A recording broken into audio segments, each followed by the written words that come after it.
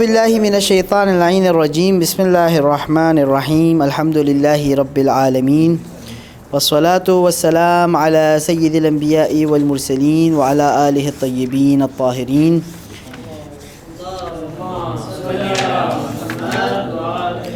واللعنة الدائمة على أعدائهم أجمعين من الآن إلى قيام يوم الدين رب اشرح لي صدري ويسر لي أمري واحلل عقدة من لساني يفقهوا قولي آمين رب العالمين اللهم صل على محمد وآل محمد وعجل فرجهم.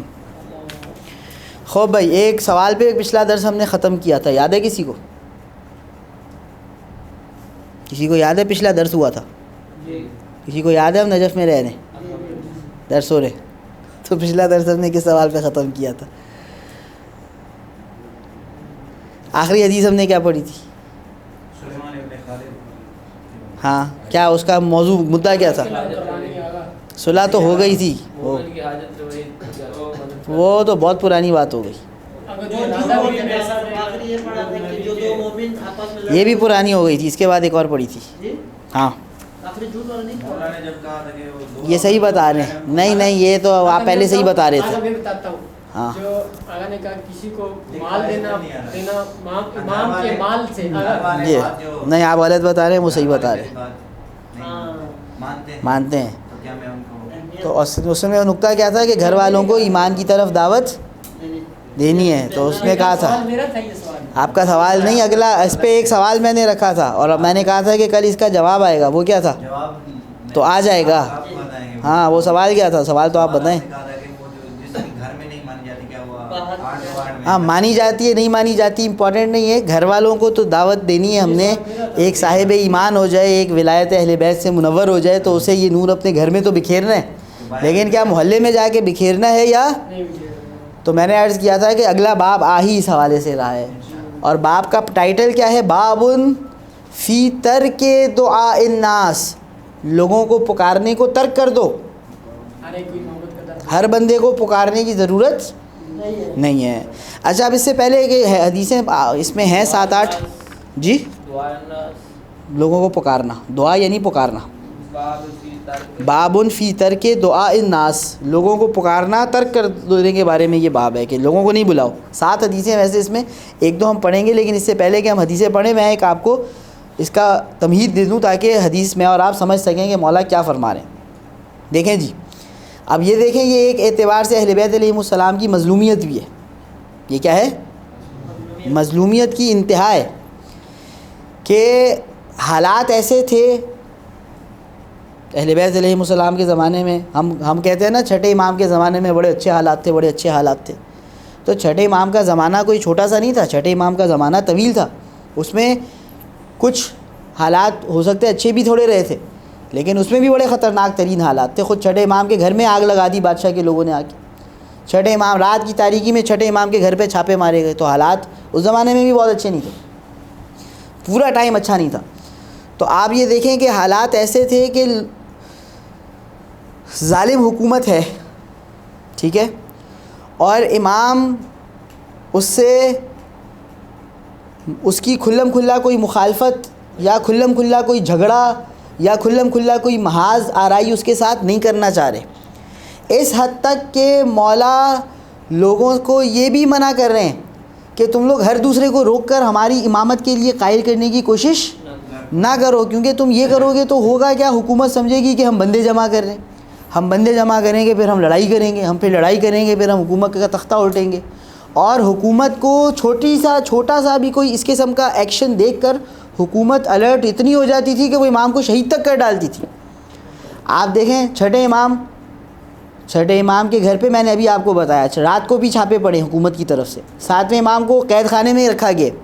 8ویں امام کو مامون نے اٹھا کر مدینہ سے اٹھا کر ان کے نانا کے شہر سے اٹھا کر وہ مشہد بلا لیا تاکہ نظر رکھی جا سکے.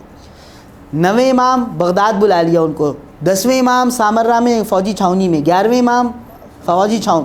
تو آپ دیکھیں کہ چھٹے امام کے زمانے کے بعد سے کس طرح حکومت کے ان کو یہ ٹینشن لگی رہتی تھی، حکومت کو یہ فکر لگی رہتی تھی کہ بھائی یہ کہیں ایسا نہ ہو یہ لوگ جمع کریں اور ہمارے خلاف قیام کریں اور ہمارا تختہ الٹ دیں. اور حالانکہ امام کچھ کر بھی نہیں رہے ہوتے تھے. پھر بھی کوئی چھوٹی سی اس قسم کا معاملہ ہوتا تھا، حکومت امام کے اوپر سختی کرتی تھی، امام کو اذیتیں پہنچاتی تھی. ہم آگے جا کے تقیے کی روایتیں پڑھیں گے. مولا کہتے ہیں کہ تم تقیہ کرو گے تو ہمارے لیے بھی بھلائی ہے، تمہارے لیے بھی بھلائی ہے. اب یہ حالات تھے. اب یہ مظلومیت کے جو صاحب حق ہیں، جن کا حقیقت میں حق ہے، جو کائنات کے مالک ہیں، وہ اپنے چاہنے والوں کو کہہ رہے ہیں کہ ہر دوسرے کو نہ ہماری طرف دعوت دو، اس سے معاملات خراب ہوں گے، اس سے ہمارے لیے تمہارے لیے مشکلات بڑھیں گی. اب یہاں پر ایک نقطہ، یہ بات سمجھ میں آ گئی کہ کیوں کس پس منظر میں منع کر رہے ہیں مولا. ورنہ تو بھائی اچھی بات تو پھیلانی چاہیے، سچائی کی تو دعوت ہر جگہ پہ پہنچانی چاہیے. لیکن حالات ایسے ہیں کہ مولا روک رہے. اور اب یہاں پر ایک معاملہ کہ کسی کے ذہن میں آئے کہ یار یہ میرا پڑوسی بیچارہ، میں اس کو شیعہ کر دیتا ہوں. کسی کے ذہن میں آئے یار یہ میرا دوست بیچارہ، میں اسے شیعہ کر دیتا ہوں، میں اسے مولا کی ولایت کے دائرے میں. تو ہر انسان کے دل میں یہ خواہش تو ہوتی ہے نہیں ہوتی کہ بھائی یہ میرا کوئی جاننے والا ہے، میں اسے بھی سیدھی راستے پہ لے آؤں، یہ کوئی میرا رشتہ دار ہے، یہ کوئی میرا پڑوسی ہے. اور پھر بندہ دیکھتے ہیں ایسے کتنے آپ معاشرے میں دیکھیں گے یار وہ کتنا اچھا آدمی ہے، کتنا نیک، سچا، دیانتدار، لیکن مومن نہیں ہے، یار میں اسے مومن بنا دوں. تو انسان کے دل میں بہرحال ایک تمنا تو اٹھتی ہے. اب اس زمانے کے مومنوں کے دلوں میں بھی اٹھتی ہوگی. تو مولا اس کو روکنے کے لیے اور اس کی اس بات کو جواب دینے کے لیے مولا ایک خاص انداز اپناتے ہیں. اور وہ انداز کیا ہے وہ میں آپ روایت میں دیکھیں گے.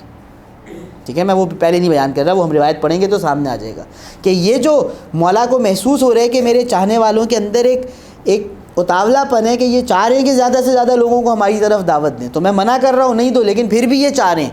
ان کو میرا منع کر دینا کافی نہیں ہو پا رہا ہے ان کے اندر کے اتاولے پن کو ٹھنڈا کرنے کے لیے. ان کے اندر وہ ایک آگ سی ہے کہ بھائی میں یہ یار میرا بیچارہ دوست ہے، میں اس کو سیدھے رستے پہ لے آؤں. یہ یار یہ بڑا اچھا آدمی ہے، بڑا دیندار ہے، بڑے یعنی دیندار سے مطلب بڑا سچا ہے، بڑا دیانتدار ہے، کسی کے ساتھ برائی نہیں، اس کو میں لے آؤں. تو مولا اس کی تسلی کے لیے اور اس کو تسکین پہنچانے کے لیے بھی ایک خاص انداز اپنا رہے ہیں. 2 روایتیں میں نے آپ کو صرف اس باب کی سنانی ہے. معاملہ واضح ہو گئے تو ہم حدیث پڑھنا شروع کرتے ہیں. پہلی حدیث، راوی کہتا ہے قال علی، راوی کا نام ہے ثابت. قال علی ابو عبداللہ، چھٹے مولا نے مجھ سے کہا یا ثابت، اے ثابت، ما لکم وللناس، تمہارا کیا لینا دینا لوگوں سے؟ یعنی کہ کیا تم ہر ایک کو پکڑ کے بیٹھ جاؤ کہ جی تم اس کو دائرہ ایمان میں داخل کرو اور اسے ہماری ولایت کی طرف لے کر آتے ہو. کفو عن الناس، چھوڑ دو لوگوں کو، ہر کسی کو جا کر ہمارے ایمان کی دعوت نہ دو، ہمارے ولایت کی دعوت نہ دو. ولا تدعوا احدا الی امرکم، کسی کو اپنے امر کی طرف دعوت، اپنے امر، یہ امر کا لفظ روایات میں استعمال ہوتا ہے یعنی امامت اہل بیت، ولایت اہل بیت علیہم السلام. تو اس امر کی طرف ہر کسی کو دعوت نہ دو.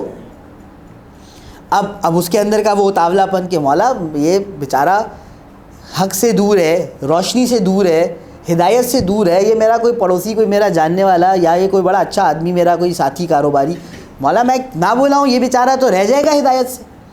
اب اس کی تسلی کے لیے مولا یہ جملے فرما رہے ہیں، فواللہ، خدا کی قسم، لو ان اہل السماء و اہل الارض اجتمعوا علی ان یذلوا عبدا یرید اللہ ہداہ ما استطاعوا.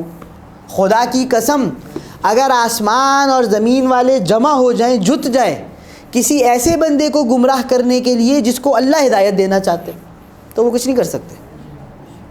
یعنی کہ تمہارے اندر یہ جو بے چینی ہے، سکون میں آ جاؤ. ہدایت دینا کس کا کام ہے؟ اگر اس کو واقعی یہ ہدایت کا حقدار ہوگا تو اللہ اسے ہدایت.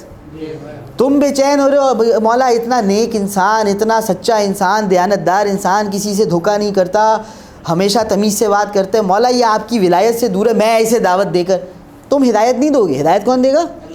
تو تم آرام کرو. ہر کسی کو ہماری ولایت کا حکم نہ پہنچانے، ہماری ولایت کی دعوت پہنچانے کی تمہیں ضرورت نہیں ہے. تم آرام، اللہ جس کو ہدایت دینا چاہے گا نا، دنیا آسمان زمین ایک ہو جائیں، وہ تب بھی اللہ اسے ہدایت پہنچا دے گا.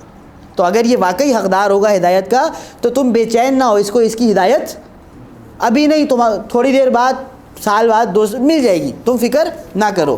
اور دوسری طرف سے کفو عن الناس، مولا مزید فرما رہے ہیں رک جاؤ لوگوں سے.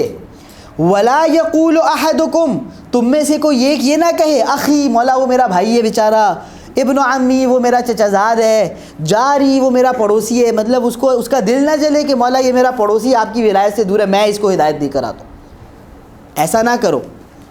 فإن اللہ عز وجل، کیوں؟ کیونکہ ہدایت کس کے ہاتھ میں؟ تم تسلی رکھو، اگر وہ واقعی ہدایت کا حقدار ہوا تو اللہ تعالیٰ اس تک اس کی ہدایت پہنچا دے گا۔ فإن اللہ عز وجل اذا اراد بعبد خیرا، اللہ جب کسی بندے کے ساتھ بھلا کرنا چاہتا ہے، اس تک ہدایت پہنچانا چاہتا ہے، تو کیا اللہ کا کیا طریقہ ہوتا ہے؟ طیب روحہ، اس کی روح کو پاکیزہ کر دیتا ہے۔ یعنی یہ ولایت غیر پاکیزہ روح کے لیے، یہ پاکیزہ روحوں کے لیے، تو سب سے پہلے تو اللہ یہ کرتا ہے کہ اس کی روح کو کیا کر دیتے؟ پاکیزہ کر دیتے۔ پھر ہوتا ہے کیا ہے؟ جب روح پاکیزہ ہو جاتی ہے، فلا يسمع بمعروف الا عرفہ، پھر یہ جب بھی کوئی اچھائی کی بات سنے گا یہ اسے جان لے گا اور مان لے گا، ولا بمنکر الا انکرہ، اور جب بھی یہ کوئی غلط بات سنے گا اس کا انکار کر دے گا۔ جب روح کی پاکیزگی ہو جائے گی تو نتیجہ یہ نکلے گا، پھر کیا؟ ثم یقذف اللہ فی قلبہ کلمۃ، پھر اللہ اس کے دل میں ایک ایسا کلمہ ڈالتا ہے، کوئی ایسی بات ڈالتا ہے، یجمع بہا امرہ، اسی ایک بات کے ذریعے یہ اپنی سارا امر جمع کر لیتے، ساری ہدایت اپنے پاس وہ کیا کر لیتے؟ اللہ اس کے دل میں، بولتے ہیں نا بھائی، کبھی کسی کے ذہن میں ایک سوال آتا ہے، آپ کو کئی واقعات ایسے ملیں گے، اس کے ذہن میں ایک سوال آیا اور اس ایک سوال سے اس نے یجمع بہا امرہ، اپنا پورا امر، اپنا پورا صحیح عقیدہ ہی جمع کر لیا، ایک سوال سے شروع ہوئی تھی بات۔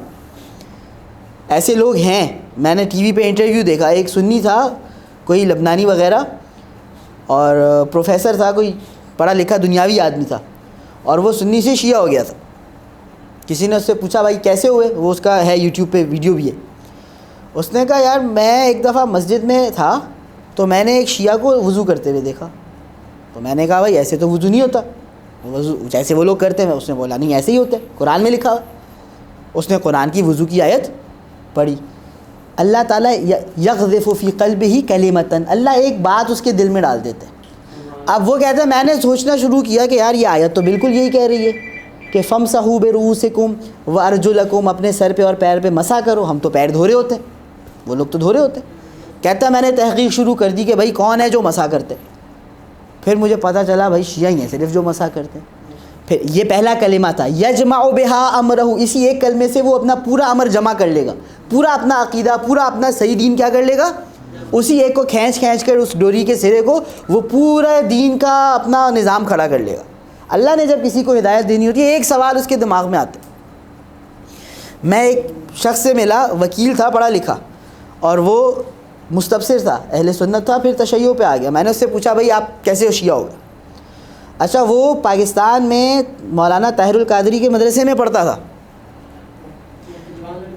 جوان نہیں تھا، بوڑھا ہو گیا، آپ کے اس کا جیلم ویلی کا نیلم ویلی کا نہیں ہے، آپ نہیں جانتے ہو شاید، ہمدانی ہے فیملی سے۔ وہ کہتا ہے میں وہاں پہ طاہر القادری صاحب کی ایک کتاب ہے حضرت معاویہ پر، وہ کہتے ہیں میں ان کی لائبریری میں بیٹھ کے وہی کتاب پڑھ رہا تھا، اور میں پڑھتا تھا، اس میں وہ کچھ لکھتے تھے کہ بھائی حضرت معاویہ نے ایسا کیا، لیکن وہ صحابی تھے تو کچھ نہیں ہو سکتا، انہوں نے ایسا کیا، لیکن اب وہ ہر ان کی کچھ امور بیان کر کے ایک لیکن کہہ کے میں وہاں پہ پریشان ہو گیا کہ بھائی یہ کیسے ہو سکتا ہے، بھائی آپ یہ بھی لکھ رہے ہیں اور پھر لیکن بھی لگا رہے ہیں۔ اب کیا ہے؟ یقذف اللہ فی قلبہ کلمۃ، اللہ ایک بات دل میں ڈالتے ہیں، وہ ایک بات سے وہ بندہ کیا ہوتا ہے؟ یجمع بہا امرہ، اپنا پورا امر، اپنا پورا معاملہ خود ہی جمع کر لیتے صحیح دین تک۔ تو مولا کہہ رہے ہیں کہ تم ہر کسی کے پیچھے نہ جاؤ، یہ بات پہنچ، اللہ نے جس کے دل میں ڈالنا ہوگا وہ ایک سوال ڈالے گا، وہ ایک سوال سے پورا اپنا دین کی عمارت تک پہنچ جائے گا۔ واضح ہو گئی بات؟ خوب دوسری ایک روایت میں آپ کو جلدی سے پڑھ کے سنا دوں اس باب کی، چھٹے مولا سے یہ مولا فرماتے ہیں اجعلوا امرکم،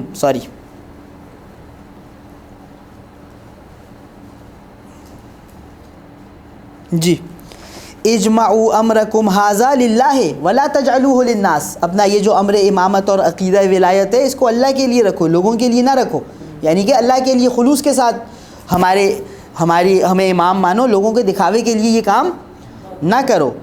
کیوں مولا کیوں؟ فإنما کان للہ فہو للہ، کیونکہ جو اللہ کے لیے ہوتے ہیں وہ اللہ کے لیے ہوتے ہیں، پھر اللہ اس کا ثواب دے گا۔ وما کان للناس، جو تم لوگوں کے دکھاوے کے لیے کرو گے، فلا یصعد الی السماء، یہ آسمان تک پہنچے گا ہی نہیں۔ یہاں تک تو ایک عمومی بات ہو گئی، ریاکاری سے منع کر رہے ہیں مولا۔ اب ہمارے موضوع کے بارے میں ولا تخاصموا بدینکم الناس، لوگوں کے ساتھ اپنے دین کے معاملے میں بحث بازی نہیں کرو. کیوں؟ فإن المخاصمة ممرضة للقلب، کیونکہ جو یہ بحث بازی ہوتی ہے یہ دلوں کو بیمار کر دیتی ہے، دلوں کو بیمار کر دیتی ہے، یعنی دلوں میں کینہ ڈال دیتی ہے، دلوں میں دشمنیاں پیدا کر دیتی ہے. نہ کرو نہ کرو. پھر اب وہی مولا، پھر ہم کسی کو بولیں گے نہیں، سمجھائیں گے نہیں، وہ سیدھے راستے پر کیسے آئیں گے؟ مولا کا وہی جواب، سیدھے راستے پہ لانا کس کے ہاتھ میں؟ اور مولا اس دفعہ قرآن کی آیتیں پیش کر رہے ہیں کہ دیکھو تم کیا سمجھتے ہو، تم بحث کر کے اسے ہدایت دے سکتے ہو.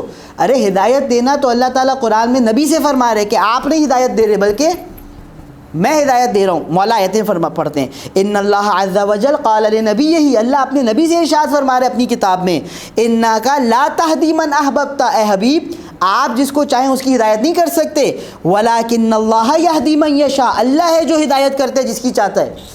تو یہ ہدایت کس کے ہاتھ میں؟ تم اتاولے نہ ہوتے رہو کہ میں اس کو سیدھے راستے پہ لانا اللہ کا کام ہے. جو اس کی صلاحیت رکھتا ہوگا، جو اس کی اہلیت رکھتا ہوگا، اللہ اسے سیدھے راستے پہ لانے کا انتظام. تمہیں ہم سمجھا رہے ہیں کہ تم خاموش رہو، ہر کسی کے ساتھ بحث بازی کرنا شروع نہ ہو جاؤ.